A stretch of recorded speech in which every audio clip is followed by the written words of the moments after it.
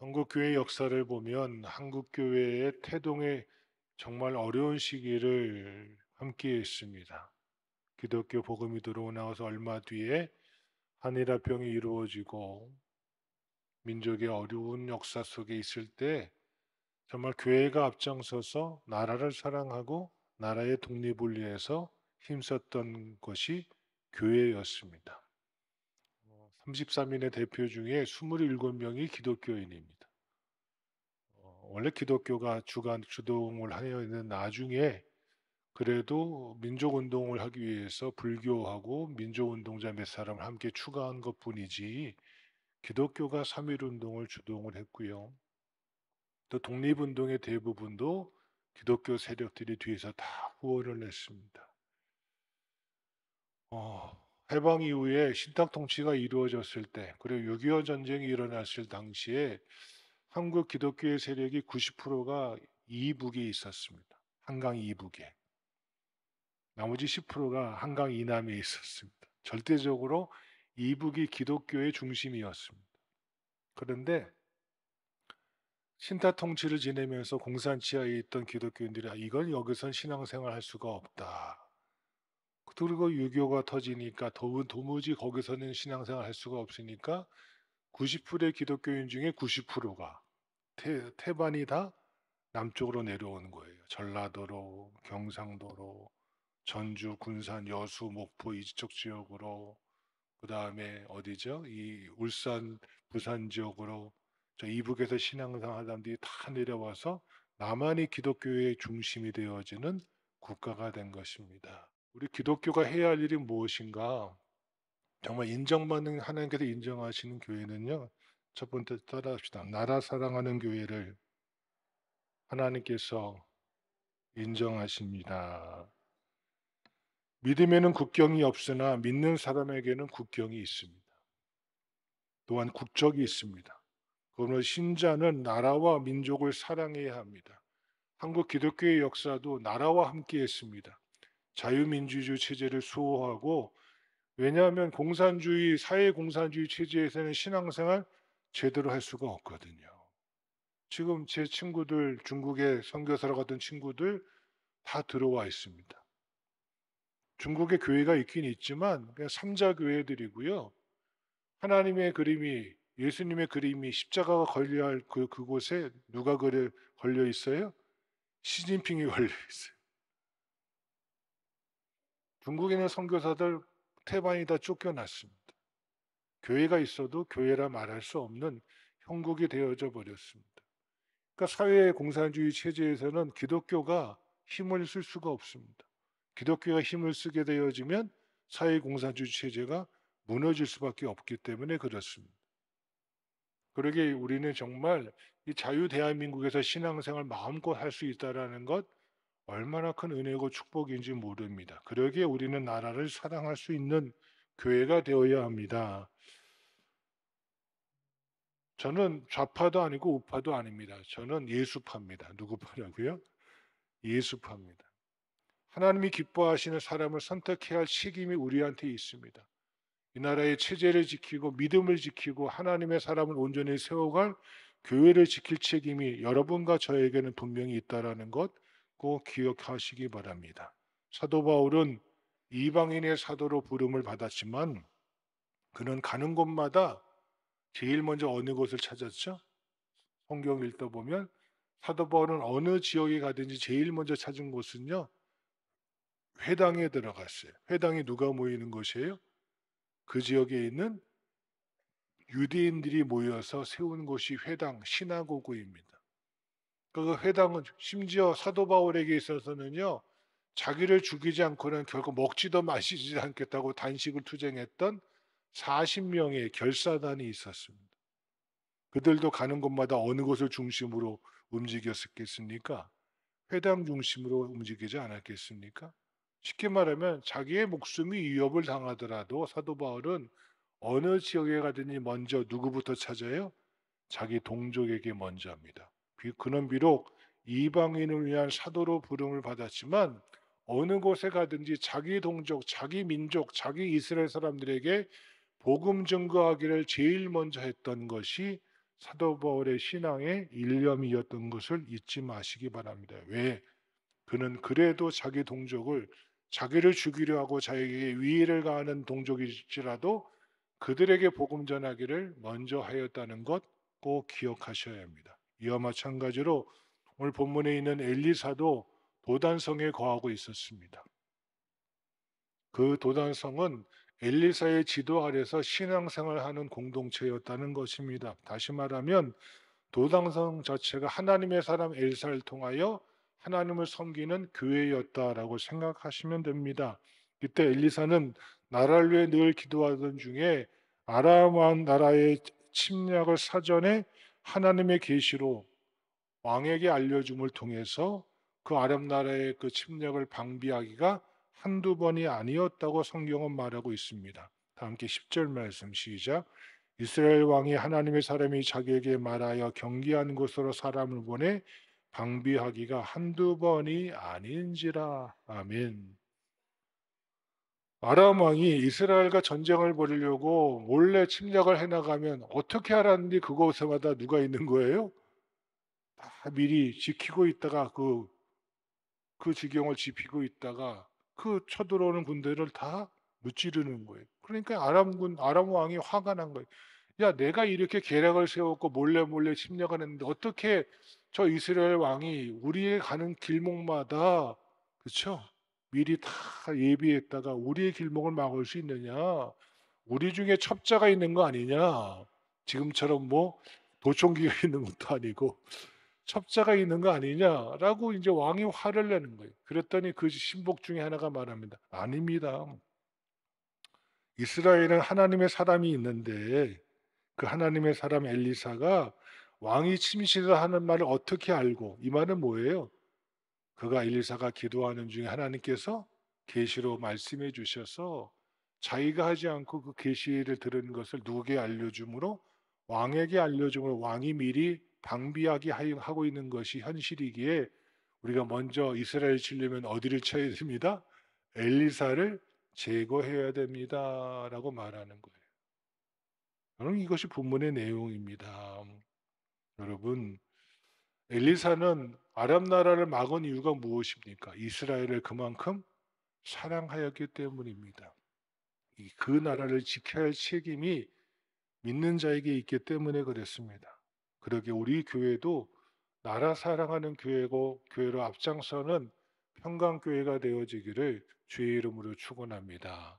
어느 진영 논리로 이야기하지 마십시오. 그러면 저도 저희 식구들끼리 모이면 어, 진영 논리 얘기하지 않습니다.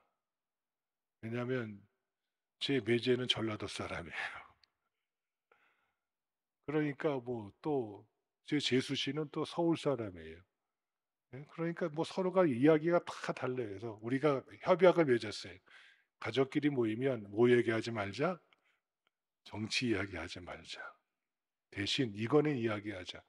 어떻게 하는 것이 정말 나라를 사랑하는 길인가를 우리가 기도하자.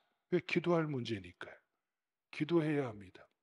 왜 엘리사는 기도하는 중에 나라를 사랑하기에 하나님께 묻습니다. 하나님 저 아랍 나라가 쳐들어올 터인데 어찌하면 좋겠습니까? 라고 물으면 하나님께서 엘리사에게 뭐 하시는 거예요? 그 길을 다 알려주셔서 사전에 미리 준비하고 막을 수 있도록 인도하셨던 하나님의 은혜가 나라를 사랑하는 엘리사를 통해서 이 역사가 펼쳐졌음을 우리는 보게 되어집니다. 우리 평강교회가 나라 사랑하는 교회를 앞장설 수 있는 교회 되어져서 하나님께 인정받고 이 지역사회와 이 민족에 인정받는 교회가 되어지기를 주님의 이름으로 축원합니다. 두 번째 따라합시다. 기도 많이 하는 교회가 인정받습니다. 다 함께 우리 17절 말씀 시작. 기도하여 이르되 여호와 원하건대 그의 눈을 열어서 보게 하옵소서 하니 여호와께서 그 청년의 눈을 여심해 그가 보니 불만과 불병거가 산에 가득하여 엘리사를 둘렀더라. 18절 아람 사람이 엘리사에게 내려오며 엘리사가 여호와께 기도하여 이르되 원하건대 저 무리의 눈을 어둡게 하옵소서 하매 엘리사의 말대로 그들의 눈을 어둡게 하신지라. 아멘. 자, 도단성에 있는 엘리사를 잡고자 수많은 군대가 도단성을 에워쌌습니다. 아마 이 도단성도 분지였던 것 같아요. 그러니까 군대가 내려오죠, 그렇죠? 어쨌든 그 하나님의 사람 엘리사의 수종을 들던 게하시가 아침에 일찍 일어나서 나가서 보니 그 아람 군대가 말과 병과 군대가 그 도단성을 아주 그냥 빠져나갈 틈 없이 꽉 에워싼 거예요. 그랬더니 이 엘리사의 사원이었던 게하시가 하는 말이 뭐예요? 우리가 내 주야 우리가 어찌하리이까? 이 말은 뭐죠? 그 뒤에 무슨 말이 붙어요? 우리가 뭐하게 됐습니다? 죽게 됐습니다. 빠져나갈 구멍이 없습니다. 이제 꼼짝없이 여기서 죽을 지경에 놓였습니다라고 한탄을 하고 있는 거예요. 이쯤 되면 엘리사가 게하시에게 한마디 할 수 있지 않겠어요? 너 무슨 소리 하고 있어? 왜냐하면 엘리사는 보고 있거든요. 왜 자기를 불러 진치고 보호하고 있는 하나님의 천군 천사들이 불말과 불병거들이 가득히 하늘을 에워싸고 있는 것을 엘리사는 보았거든요. 그러면 보지 못하는 이 게하시를 향해 좀 질책을 해. 너 저것도 안 보이니? 하고 할 수 있잖아요. 왜? 엘리사는 뭐 하는 사람이었으니까? 기도하는 사람이었으니까. 하는 일마다 뭐부터 해요? 기도하여, 기도하여. 무슨 일을 하기 전에 먼저 뭐부터 하는 사람? 기도하는 사람이었어요. 기도가 먼저였어요. 여러분, 답답한 일 많으시죠? 정말 짜증나고 막 언짢고 귀찮고 막 가슴이 막 매 터질 때가 많으시죠? 그때 짜증내는 말 먼저 하지 마십시오. 그러면 그 짜증이요, 나를 갖다 지배해 버립니다. 먼저 뭐부터 하나님 제 마음을 주장해 주시고 하나님 이 문제도 하나님께서 개입해 주시기를 바랍니다. 기도하세요. 그러면 어느새 내 마음속에 있던 걱정과 어둠이요, 눈녹도 사라져요.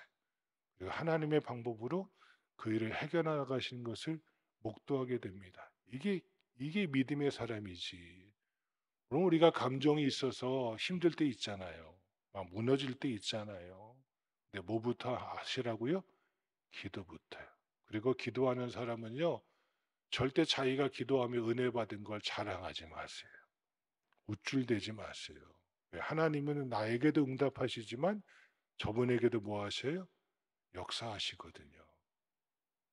그 하나님을 인정하세요. 오늘 엘리사가요, 자기가 불말과 불병거를 보고 있는데 보지 못하는 게하시를 훈계하지 않아요.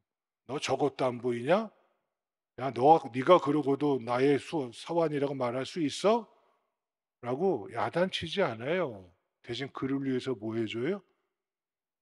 보세요. 17절에 기도하여 이르되 여호와여 원하건대 그의 눈을 열어서 보게 하옵소서. 기도하는 사람은 너를 위해서 뭐 해주는 사람이에요?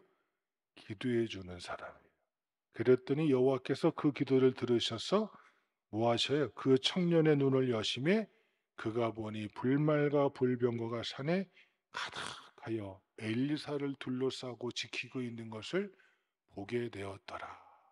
이게 기도하는 사람이에요.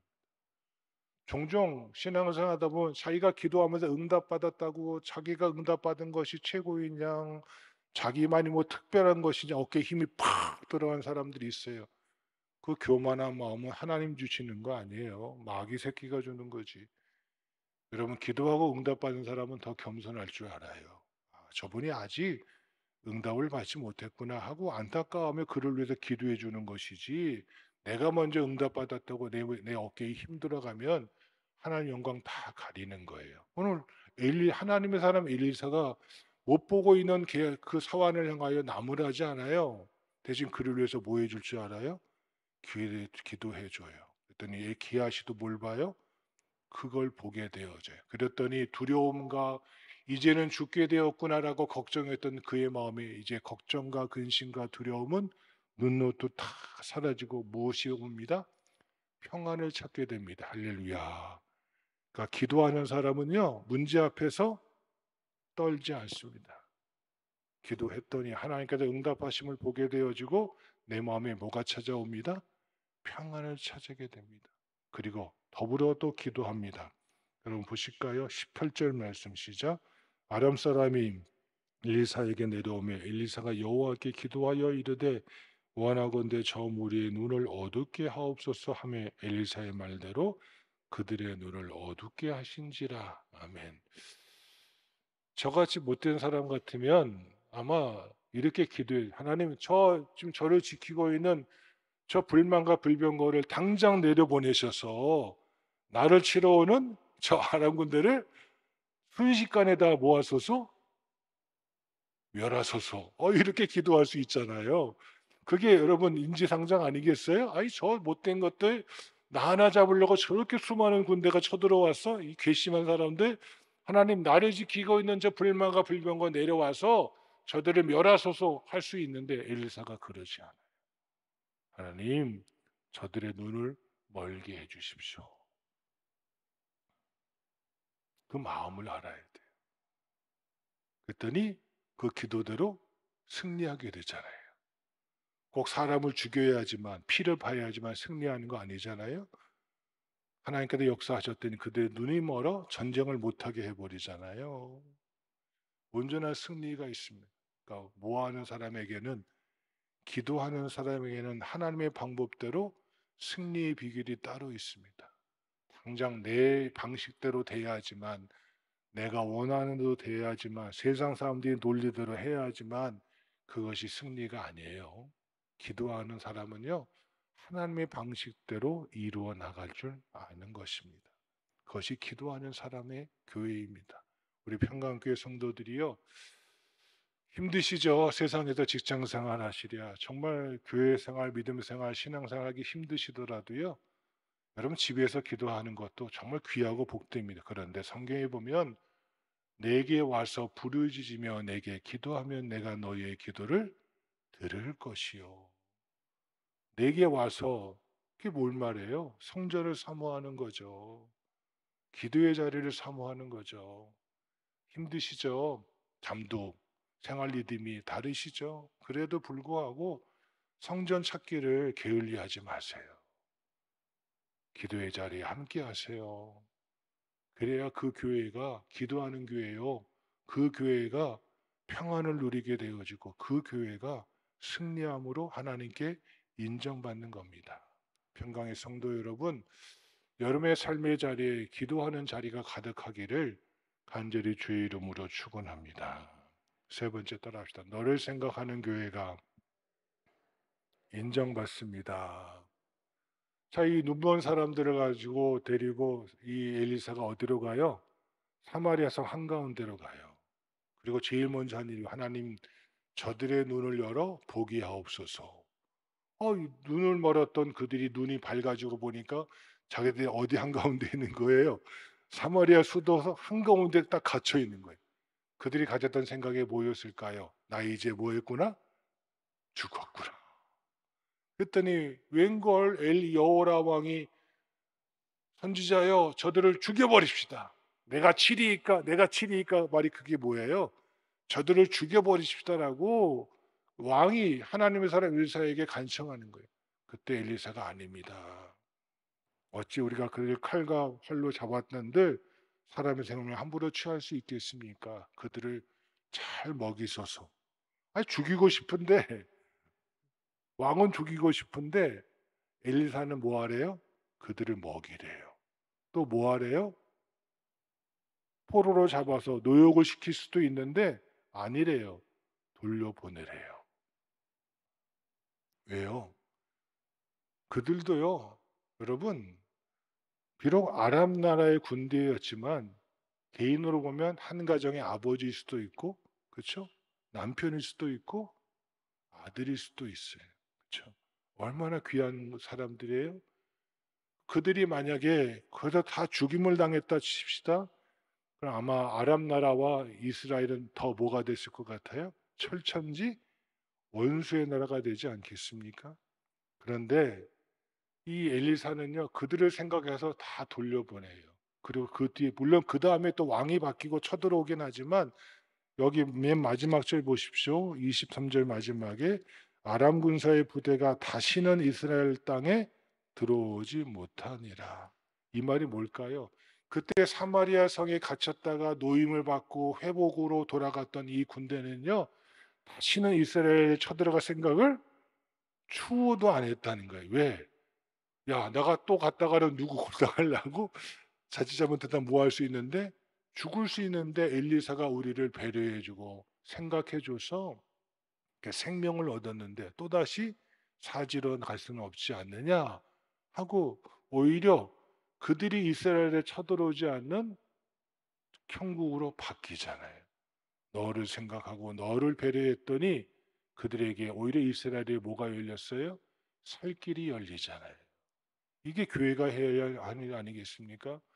당장 눈앞에 이익이 눈이 어두워서, 당장 내 눈앞에 있는 내 고집이 어두워서 그만 모든 일을 낭패 볼 때가 얼마나 많이 있습니까? 정말 하나님께서 생각하시는, 우리 주님이 우리를 먼저 생각하셔서 자기 아들을 내어주시기까지 사랑하셨듯이 우리도 하나님이 사랑하신 그들을 위해서 생각하고 배려할 줄 아는 교회, 그 교회가 하나님께 인정받고 세상에서도 인정받는 우리 평강교회 되어지기를 주님의 이름으로 축원합니다.